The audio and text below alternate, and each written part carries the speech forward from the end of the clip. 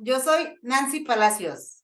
Y yo soy Brenda Morales. Y esto es Radio TV Taína. Esta es nuestra misión número 43. Tenemos cosas muy interesantes. Gracias a todos los que nos escuchan y a todos los que nos ven.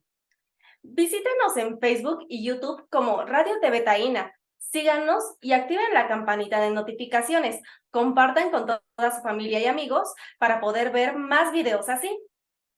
No olviden pedir sus saludos para poder mencionarlos en nuestro próximo programa. Brenda, ¿quién nos acompaña para esta emisión? Nancy, nos acompaña Yaris Delgado. Ella es vicepresidenta de la organización sin fines de lucro Salva Aguadilla. ¿Cómo se relacionan los temas de sustentabilidad, seguridad alimentaria y recursos naturales? Saludos, Radio TV Taína. Para mí es un placer estar aquí con ustedes. Gracias a todas las personas que me escuchan y gracias por esta oportunidad y este espacio de poder hablar, ¿verdad? Y desahogarnos y compartir esta información que espero que sea de utilidad para el que lo escuche. Mi nombre es Yaris Delgado, tengo un doctorado en psicología clínica y soy vicepresidenta de la organización sin fines de lucro Salva Aguadilla, que está hace un año formada en Puerto Rico.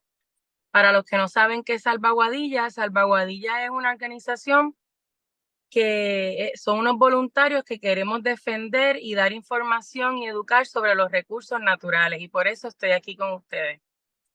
Hoy quería hablar un poco sobre la relación que tiene el cuidado de los recursos naturales, ¿verdad? Y nuestra lucha o protestas o manifestaciones en relación al cuidado de estos recursos naturales que cuando uno no los conoce o no los entiende, es lo que sucede que personas lo criminalizan o lo destruyen.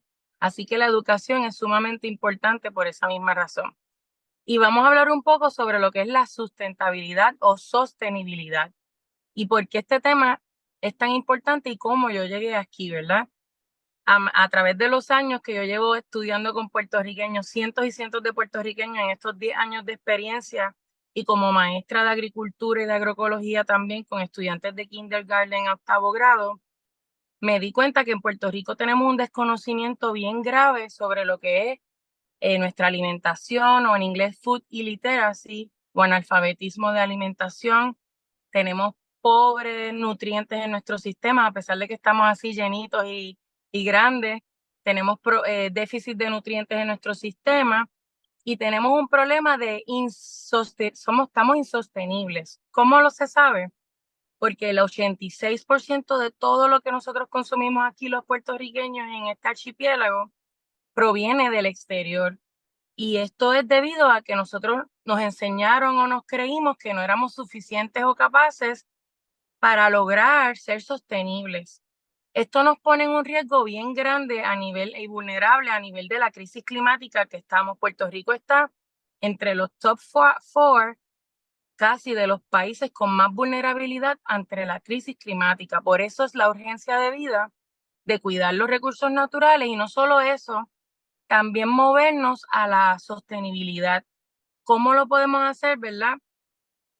Pues sembrando, haciendo comunidad, defendiéndonos ante estos crímenes ambientales, educándonos, por ejemplo, en este caso sobre la importancia del carso, que es filtro de nuestra agua, un recurso tan valioso, el hábitat de animales tan bellos como el pelícano pardo que está en peligro de extinción.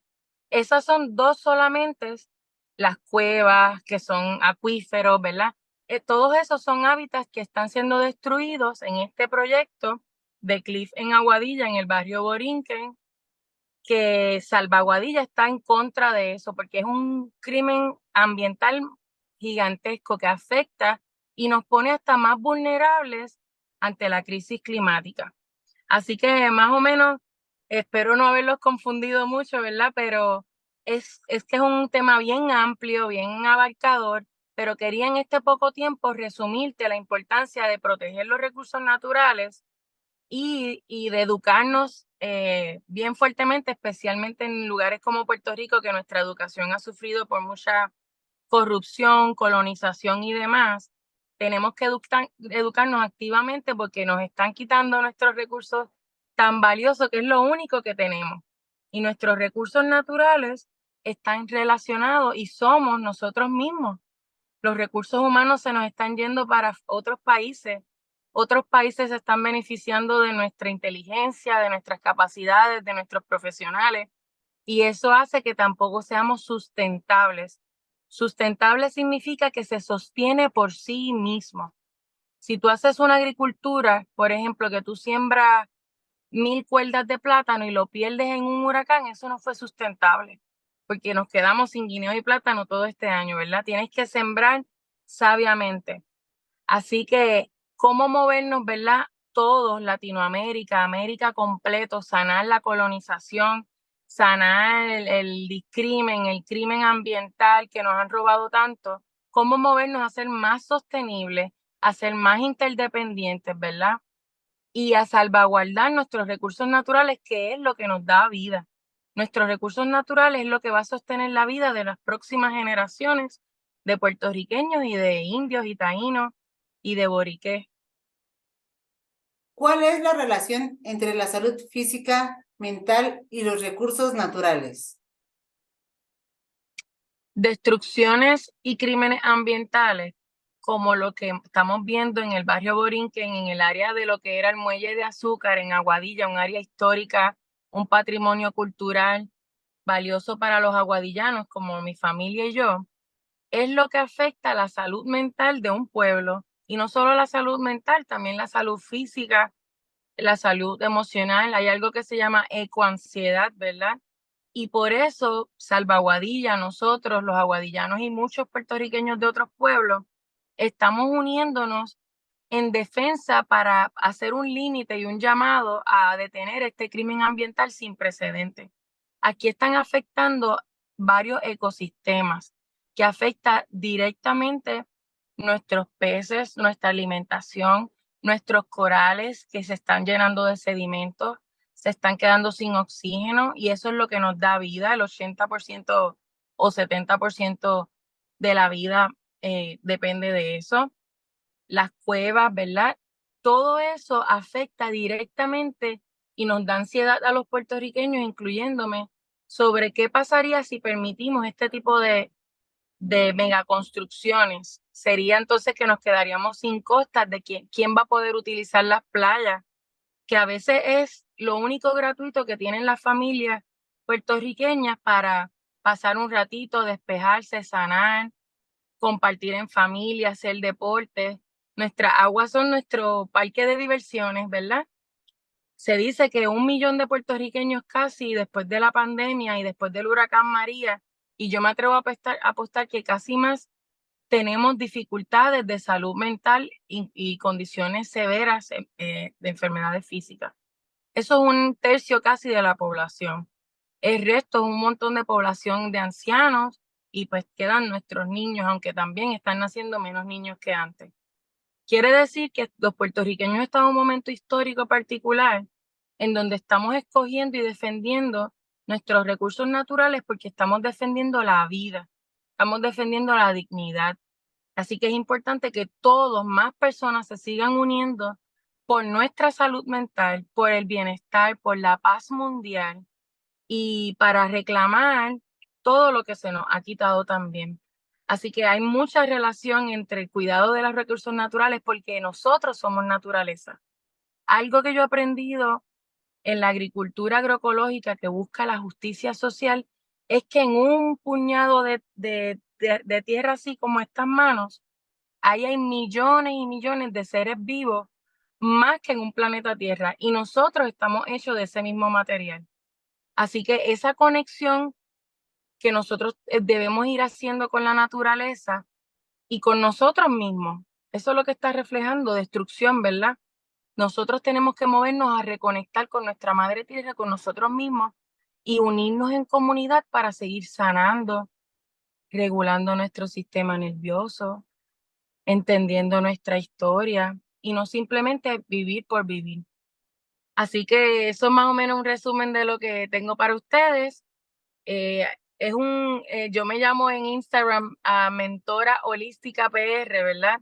porque el llamado es a unir todas las partes, lo político, lo biológico, lo social, lo psicológico, la comida, la agricultura, todas las partes, los hombres, las mujeres, las personas homosexuales, de diferentes religiones, de diferentes partidos, ideologías, y que nos podamos convivir como los policultivos, como la misma naturaleza, ¿verdad?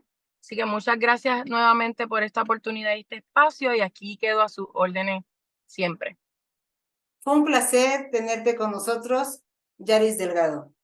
Damos la bienvenida a Arturo Vázquez Rangel.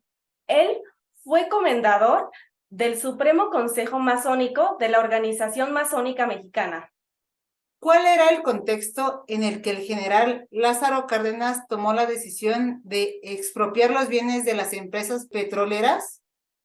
Buenas noches a todos los compañeros partidarios como nosotros de la independencia de Puerto Rico.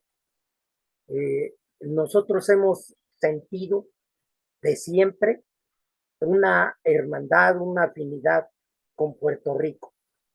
Quiero recordar que cuando México declara su independencia, entre los territorios que se consideran parte de la República Mexicana, se encuentran los territorios de ultramar, son Puerto Rico, Cuba y las Filipinas, territorios que desgraciadamente después de la guerra hispano-estadounidense, el imperialismo yanqui se apropió de ellos con las consecuencias que hasta la fecha conocemos.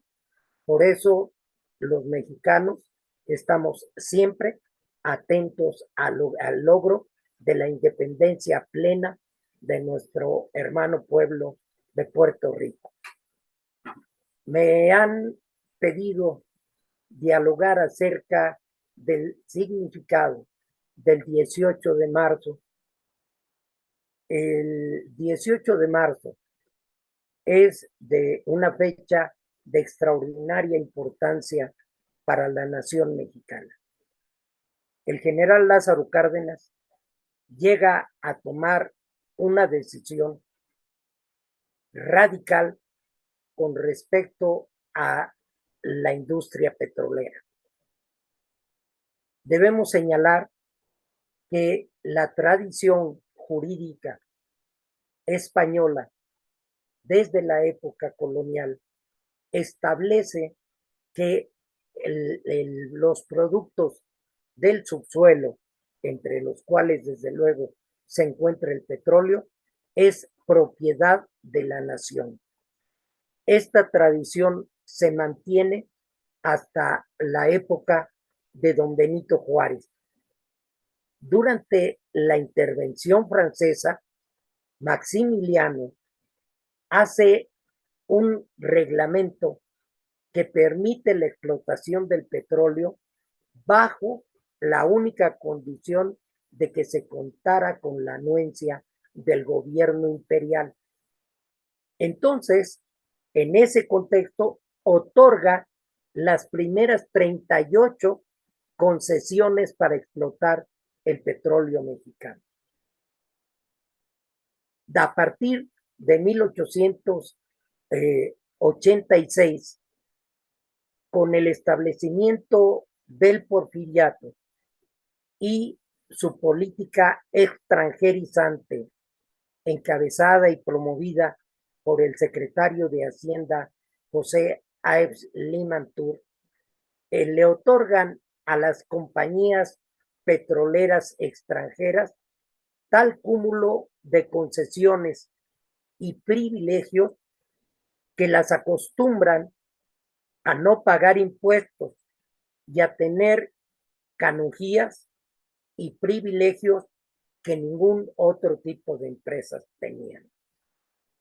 Por eso llegan a constituir el absoluto control de toda la industria petrolera y hacer una explotación verdaderamente irracional de los pozos petroleros mexicanos. Hubo años en que incluso produjeron y sacaron del país hasta 55 millones de barriles de petróleo. Esto sin que hayan reportado un solo beneficio para el pueblo o para la nación mexicana. No obstante, los precursores de la revolución, entre los cuales se encontraban los fundadores del Partido Liberal Mexicano y algunos otros estudiosos con un profundo sentido nacionalista, tratan de reivindicar el derecho y la propiedad originaria de la nación del suelo y el subsuelo. En la Constitución de 1917, en el artículo 27 de la Constitución, que fue impulsado por, entre otras personas, por el general Francisco J. Mújica y por el general Cándido Aguilar, que era, entre otras cosas, yerno de don Venustiano Carranza. Por eso, el artículo 27 constitucional reivindica la propiedad de la nación, propiedad inalienable, imprescriptible e intransferible de la nación sobre los productos del subsuelo. Este es el contexto en el que se vivía cuando el general Cárdenas toma la determinación. ¿Qué importancia y trascendencia tiene esa expropiación? En 1935 se crea el Sindicato de Trabajadores Petroleros de la República Mexicana. Esto es un paso muy trascendente, porque las 17 empresas que explotaban el petróleo, empresas extranjeras, todas ellas, que explotaban nuestro petróleo, tenía cada cual su sindicato de la manera de los sindicatos blancos que patrocinaron los empresarios más adelante. Y ellos controlaban a los trabajadores y los hacían vivir en condiciones verdaderamente infrahumanas, con salarios muy bajos y comparativamente a veces hasta de 15 y 20 veces menos que lo que ganaban trabajadores extranjeros que realizaban exactamente la misma función y no tenían ninguna garantía. Entonces los trabajadores empiezan a exigir sus reivindicaciones laborales, seguro de médico, pago de indemnizaciones, seguro de enfermedad y otra serie de cuestiones. Por eso es importantísimo la creación en 1935 del Sindicato de Trabajadores Petroleros de la República Mexicana, porque entonces ya los trabajadores no van a estar aislados en su lucha, van a marchar todos juntos. Presentan sus reivindicaciones y las empresas se niegan a reconocer esas prestaciones. Entonces, al año siguiente, el sindicato declara la huelga. No obstante, el presidente llama a la conciliación de las partes y trata de evitar un problema, una crisis económica mayor en el país. Se someten entonces a la Junta de Conciliación y Arbitraje y al negarse las empresas a satisfacer las peticiones de los trabajadores declaran la huelga. Entonces, el general Cárdenas trata de ser conciliador, pero ante la terquedad de las empresas que desconocen primero el resultado de un estudio en el que originalmente estuvieron de acuerdo. Y ellas argumentaban que no tenían dinero para pagar las reivindicaciones de los trabajadores. Y entonces hicieron el análisis económico y la Junta emite un laudo diciendo que las empresas sí tienen la capacidad económica para darle las reivindicaciones a los trabajadores. Los trabajadores entonces siguen en huelga y las empresas se niegan a acatar el laudo. Incluso interviene la Suprema Corte de la Nación, que más adelante ratifica que las empresas deben pagar las reivindicaciones que estaban exigiendo los trabajadores. Pero ante la negativa y una actitud altanera, grosera de los representantes de las empresas, el general, porque preguntan que quién les va a garantizar que no se repitan estas cosas, y el general Cárdenas les dice: yo lo garantizo, yo soy el presidente de la República Mexicana y como tal lo garantizo. Y entonces, ante la actitud soez, burlona de los gerentes de las empresas, el general Cárdenas toma la determinación y lo hace del conocimiento de todo el cuerpo diplomático de expropiar todos los bienes de las empresas petroleras que operaban en México.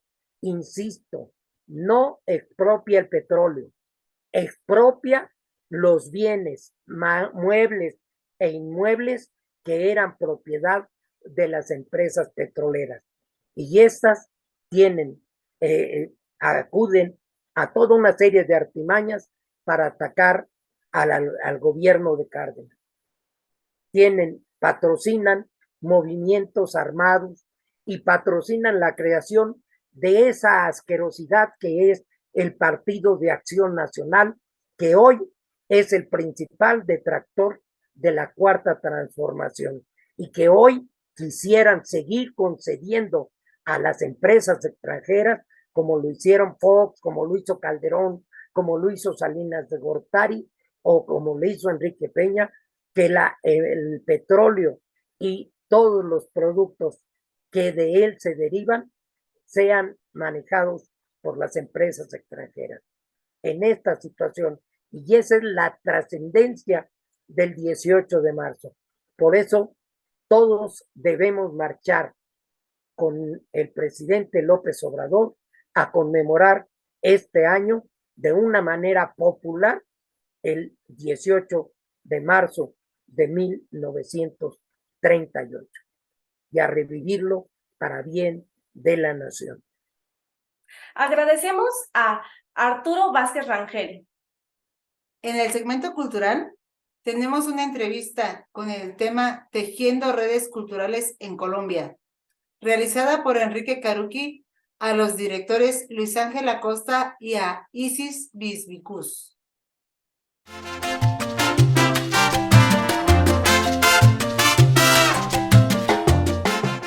Buenas noches, amigos de Radio TV Taína. En esta ocasión estamos aquí con dos compañeros que realizan un gran trabajo en Colombia, Isis y Luis. Por ahí habíamos tenido algunos problemas técnicos en algunas ocasiones, pero hoy ya están corregidas y arregladas. Es así, ¿no, Luis? Isis, por favor, preséntense. Muchas gracias, Caruqui. Bueno, mi nombre es Luis Ángel Acosta Cano. Mi nombre es Isis. Estamos acá en el Valle del Cauca, en Colombia. Conformamos el colectivo artístico y teatral Magia Itinerante y estamos pues muy contentos de estar acompañándolos esta noche. Bueno, pues Luis, Isis, ¿por qué no nos platican sobre, yo entiendo que hay muchos proyectos unificados, hay un esfuerzo que están llevando a cabo allá en Colombia, con muchos proyectos. ¿Por qué no nos platican sobre eso rápidamente, Luis? ¿Por qué no nos comentan? Bueno, pues digamos que en este momento nuestro colectivo artístico, se está como ocupando de llevar el teatro popular a las comunidades menos favorecidas, de escasos recursos y sobre todo que están como muy olvidadas por el gobierno, ¿no? Entonces, el colectivo Magia Itinerante lleva formación teatral Y no solamente en teatro, formación también en música, buscamos a la manera de que otros amigos artistas se vinculen con nosotros y de esta manera impartir arte. Básicamente ese es como el oficio ahorita del colectivo, ¿no?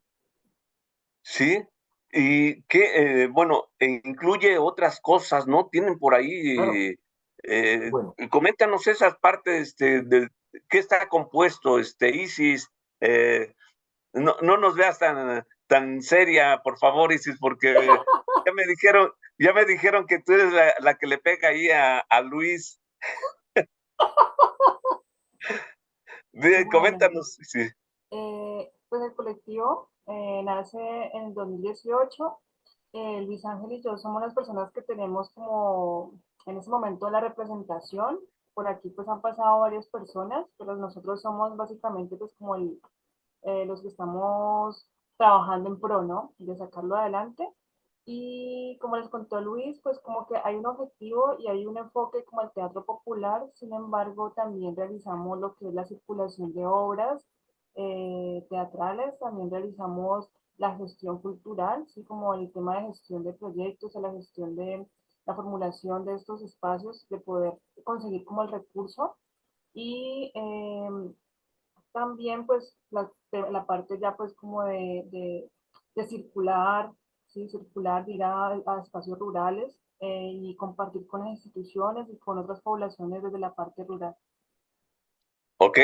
Y Luis, ¿por qué no nos comentas también sobre este festival que llevan a cabo, el Festival Entre Fronteras?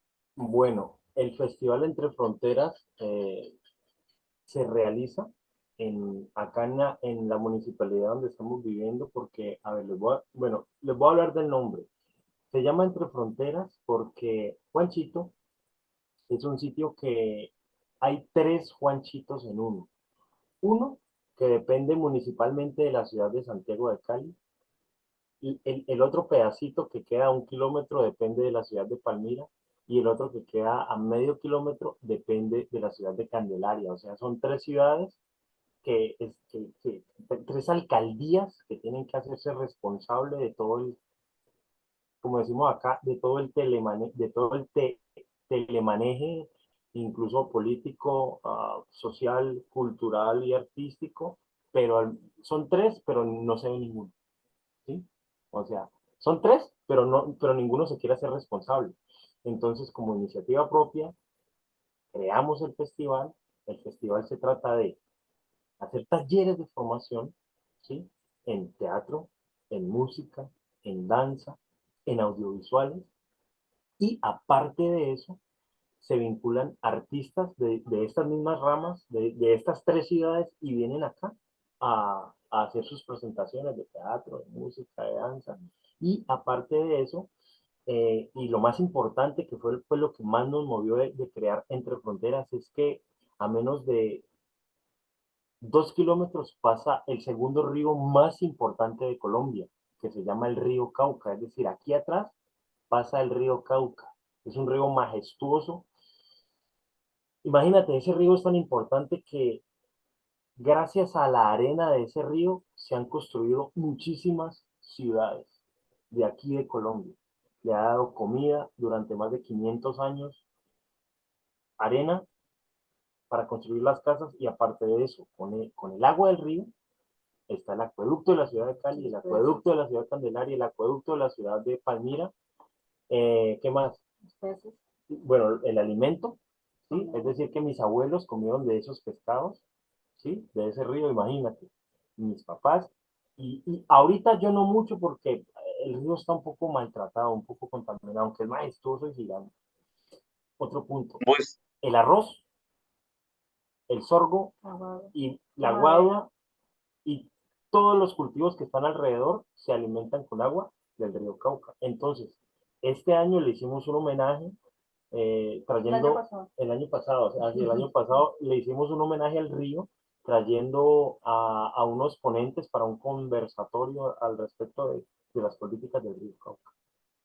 Entonces, ok. digamos, Muy bien, También es Luis. ecológico. Sí, digamos que el festival tiene una connotación, un sentido de ser artístico, pero siempre va desde la parte social, el movimiento de transformar un ecológico. poco de la parte ambiental y social. Ok. Bueno, mira, Luis, Isis, vamos a ver un pequeño documentalito, a lo mejor ustedes no lo recuerdan, pero es informativo del trabajo que realizan. Ah, qué interesante. Vamos a verlo, en este momento. Vamos a dejar a nuestros amigos para que complementen la información que ustedes nos dieron de su trabajo que realizan. Vale.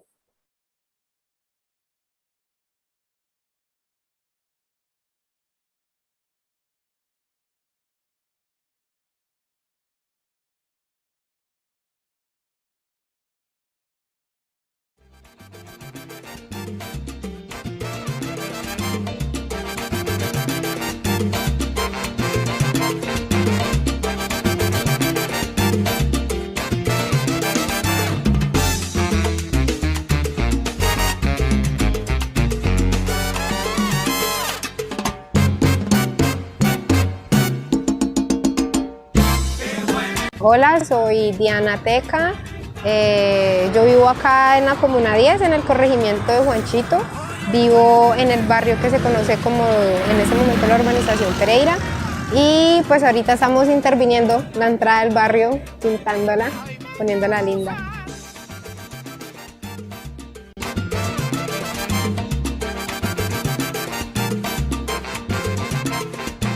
Hay tres Juanchitos, Juanchito Palmira, Juanchito Cali, Juanchito Candelaria, pero realmente es un solo Juanchito que está pues separado pues por el río.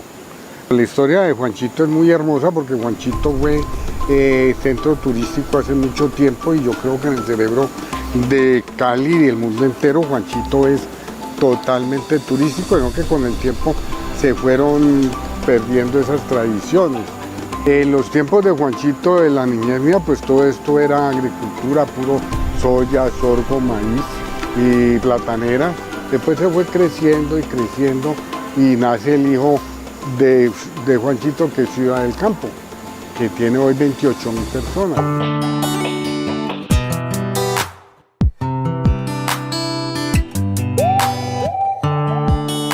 Soy estudiante de estudios políticos y resolución de conflictos y desde hace algunos años estoy trabajando junto con personas de la comunidad un proyecto de huerta comunitaria.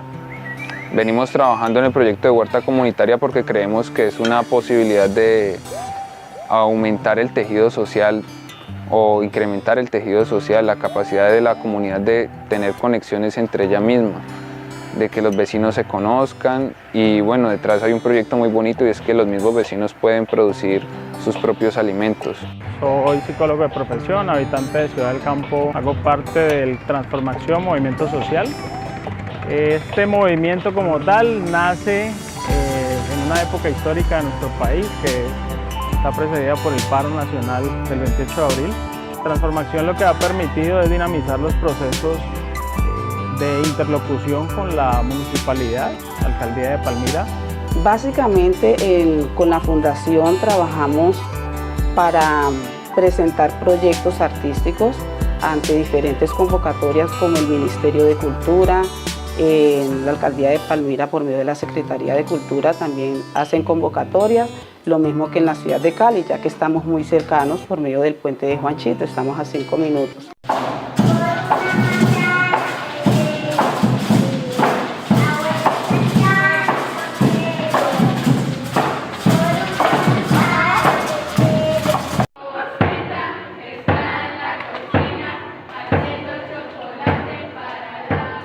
Llegué acá y en vista de ver pues que veía chicos aquí que pues no había nada, no había ni siquiera pues como una zona de recreación chévere como para poder ocupar el tiempo libre de esos chicos. Entonces pues me monté el tallercito ahí, monté un taller en el antro de la casa a dictar clases de guitarra.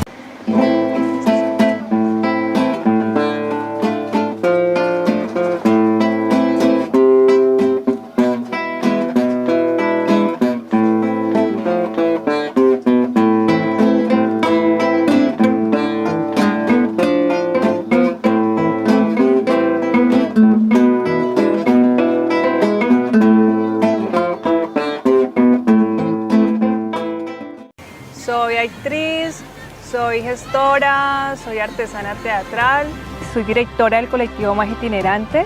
A través de este colectivo buscamos llevar arte y cultura a todos los lugares de Colombia, especialmente en el Valle del Cauca, a través de la creación teatral, a través de la gestión cultural y a través de los talleres artísticos. Entre Fronteras nació en el 2020 aquí en el barrio Ciudad del Campo. Es un proyecto donde se trabaja con el teatro popular, teatro para la comunidad, con los jóvenes, con los niños. En diciembre del 2020 realizamos el primer encuentro artístico Entre Fronteras.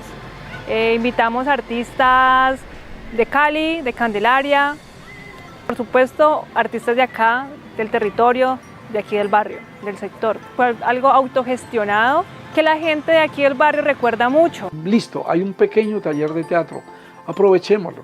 El teatro es una expresión excepcional porque parte, insisto, de la posibilidad de colocar en escena los conflictos de los seres humanos. Entonces el teatro cuenta historias.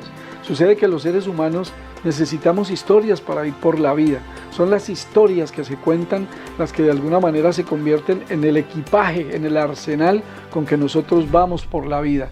Entonces tener la posibilidad de crear historias, de recrearlas, de verlas presentadas en la escena, dramatizadas, es una cosa y una experiencia excepcional.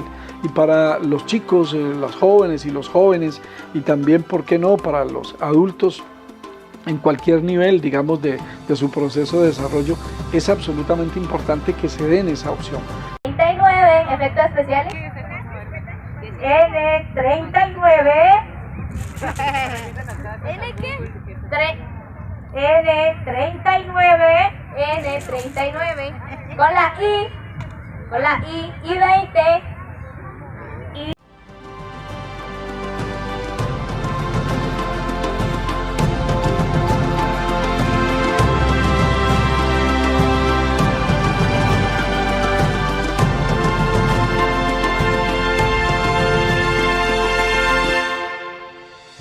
La comunidad de Ciudad del Campo sintió el llamado que les hicimos. Esta propuesta teatral, esta propuesta de teatro popular, pues se está desarrollando muy maravillosamente gracias a la participación de los estudiantes. Gracias también en el caso de los niños, gracias también a los padres de familia que acudieron al llamado del proyecto. Caucayaco es el montaje teatral que el colectivo Magia Itinerante, desde su grupo Teatro Popular Entre Fronteras, le rinde un homenaje al maravilloso río Cauca, siendo este río el segundo río más importante de Colombia.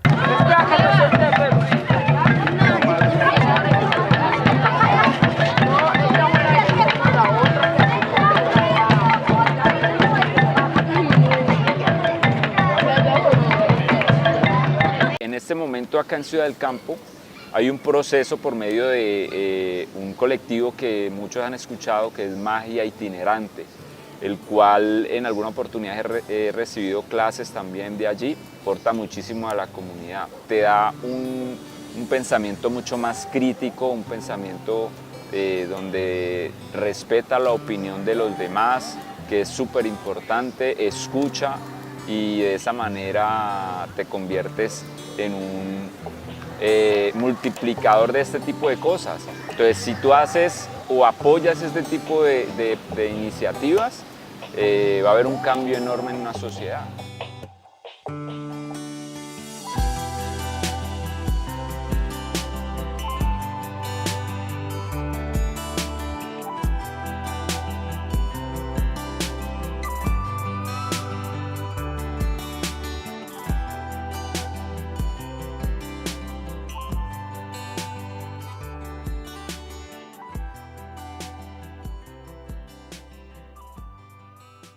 Ok, vimos ahí, complementamos un poquito con imagen la información que nos había dado Luis y Gisis con respecto al trabajo que realizan allá en Colombia. Y bueno, pues es un trabajo que va tejiendo esas redes sociales en la comunidad y principalmente en las comunidades más desprotegidas.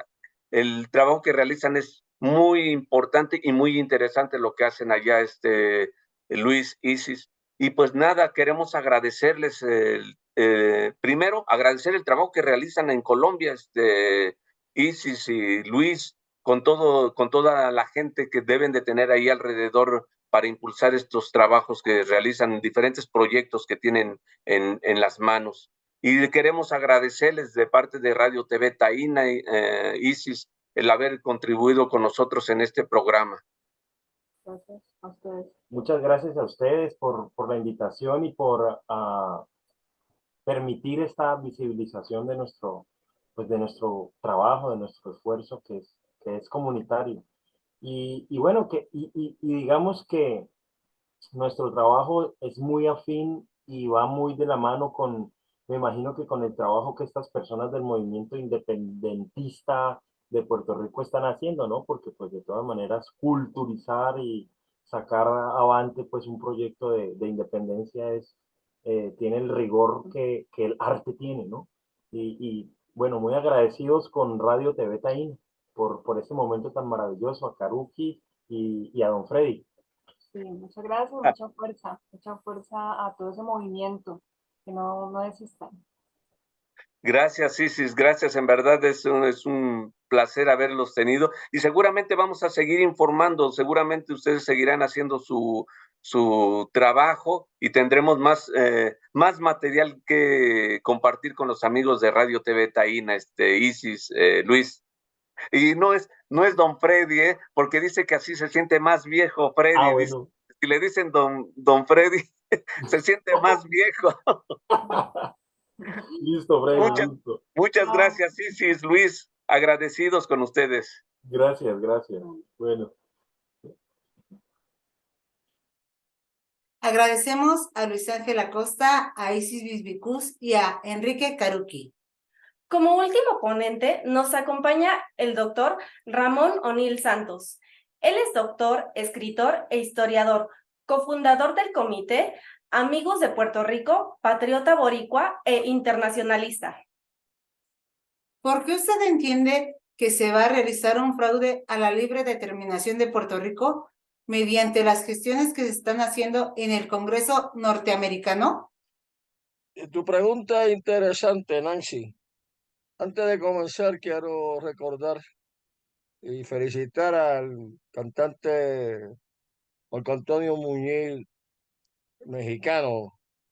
Yo lo llamo regalo de México a la humanidad.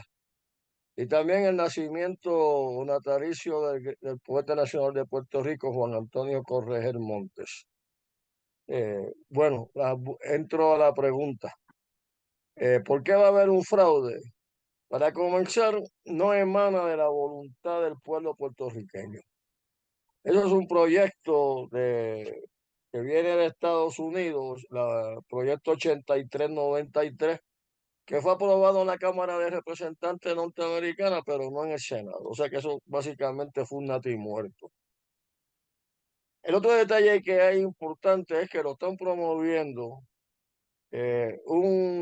un legislador congresista, Darén Soto, de ascendencia mexicana.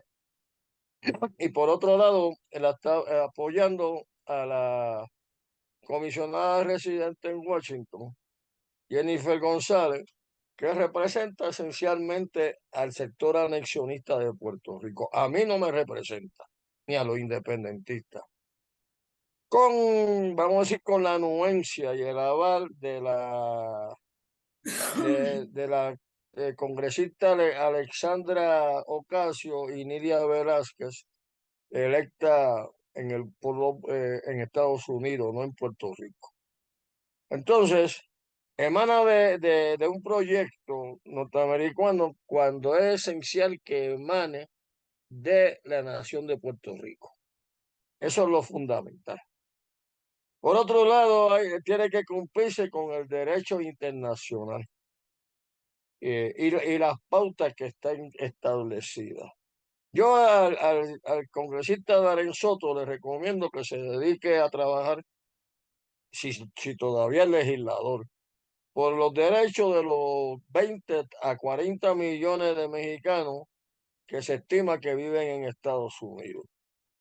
Y a la llamada comisionada residente, que se vaya a Florida o que se vaya a Cuba, porque ella es de ascendencia cubana. Resulta que el destino de Puerto Rico lo están moviendo un mexicano o un descendiente de mexicano y una descendiente de cubano exiliado. Nunca olvidemos que todos esos exiliados que llegan o refugiados como los cubanos, lo primero que buscan es la ciudadanía norteamericana y ellos van a tener derecho a votar en ese plebiscito.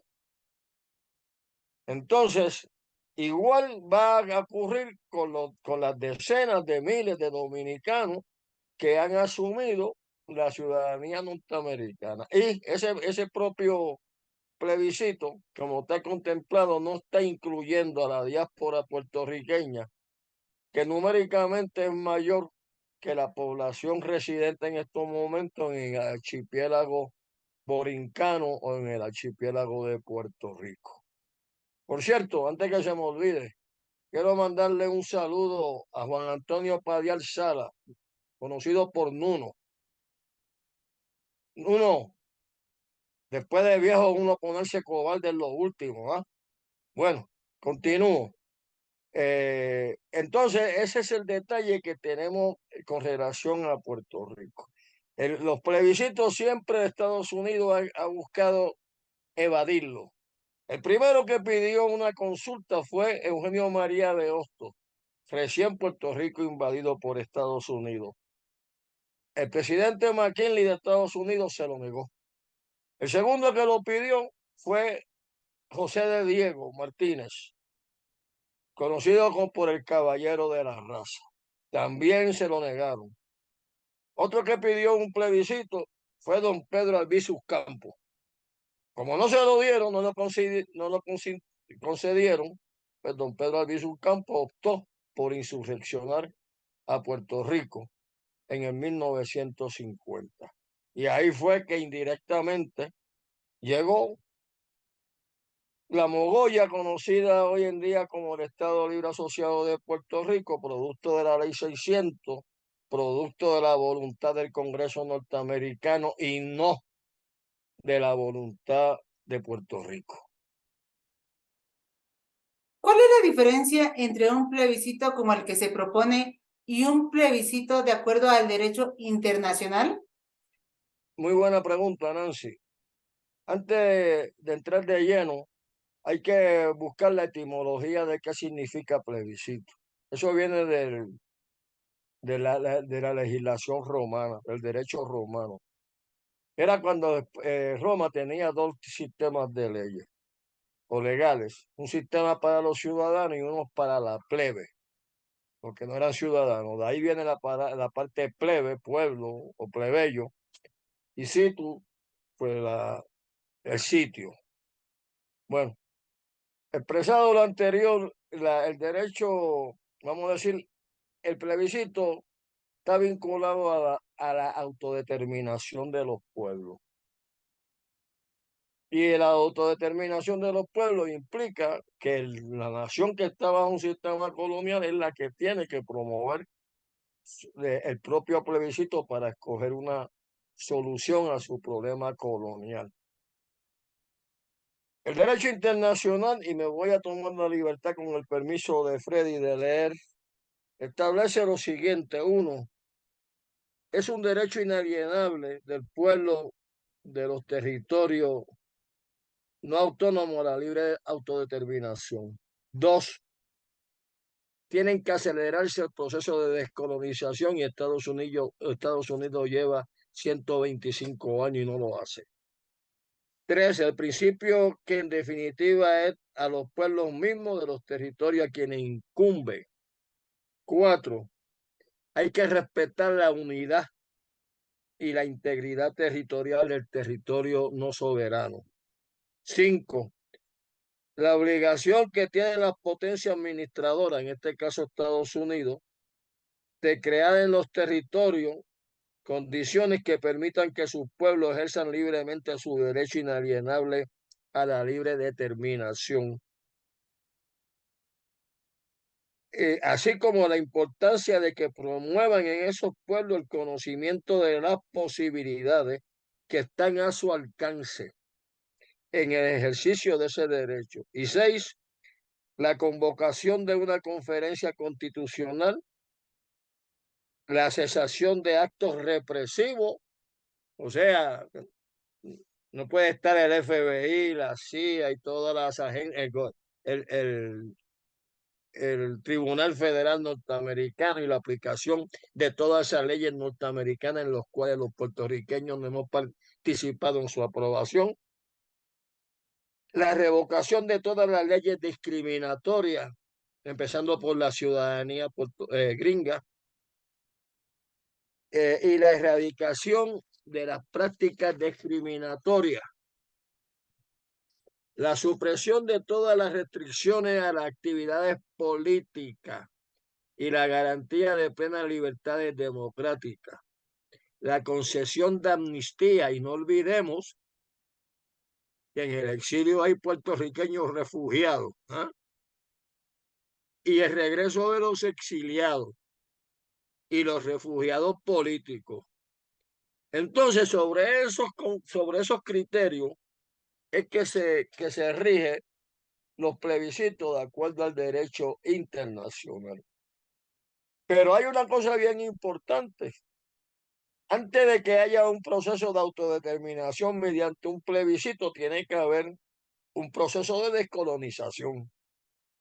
Porque después de 125 años inculcándonos a pueblos puertorriqueños, en lo cual yo me incluyo, el miedo a la libertad, el miedo a la independencia, a la soberanía, metiéndole continuamente el cuco, en México le dicen el coco, de mira, tú quieres ser como Cuba, tú quieres ser como Venezuela, tú quieres ser un satélite de Rusia, te va a comer el dragón chino, todo un miedo. Pues esa manipulación de la psique colectiva hay que descolonizarla previo a que haya un plebiscito. Por eso es que es un fraude, porque no tiene que emanar de Estados Unidos, tiene que emanar del pueblo de Puerto Rico, pero tiene que haber una transferencia de poderes previo al plebiscito. Se tiene que esperar por lo menos una generación que viva en la libertad, que conozca lo que es el libre. Y también tiene que salirse todas las fuerzas represivas, inclusive las institucionales, las legislativas, del territorio nacional de Puerto Rico. Eso implica que tienen que salir todas las bases de todo tipo de las Fuerzas Armadas norteamericanas, sus fuerzas represivas como el FBI y como la CIA, su Tribunal Federal para Puerto Rico, sus alguaciles, sus guardias nacionales, aéreas, terrestres y navales. En conclusión, tienen que hacer la transferencia de los poderes. Así es válido un plebiscito y ajustándose al derecho internacional, no manipulándolo como lo quieren hacer los gringos. Y no olvidemos que, por ejemplo, cito a varios, de algunos de los muchos, Bush, previamente Reagan, y antes de Reagan el presidente Gerald Ford, los tres se manifestaron en pro de la anexión de Puerto Rico. Y la anexión no es emancipadora. La anexión a Estados Unidos es la culminación del coloniaje. Muchas gracias. ¡Qué excelente tema! Muchas gracias al doctor Ramón O'Neill. Es momento de enviar saludos cordiales a todos los que nos acompañan en cada emisión. Reciban un abrazo enorme y todo nuestro cariño. Queremos agradecer a Freddy Vadillo en la producción técnica y edición. En la producción ejecutiva a Juan Antonio Papo Castillo post-mortem, a Rodrigo Lucena, a Enrique Caruqui y a Ramón O'Neill. Colaboradores: Elda Carreño, Belén León, Enrique Aguilar, Raúl Pérez Ríos y Brenda Morales. Al licenciado José Luis Fernández. Él es nuestro corresponsal en Puerto Rico. También queremos agradecer en el diseño gráfico a Anita Avilés. Nos despedimos de ustedes, no sin antes pedirles que se suscriban y que nos regalen un like. Sus amigas Nancy Palacios y Brenda Morales. Hasta la próxima. Radio TV Taína.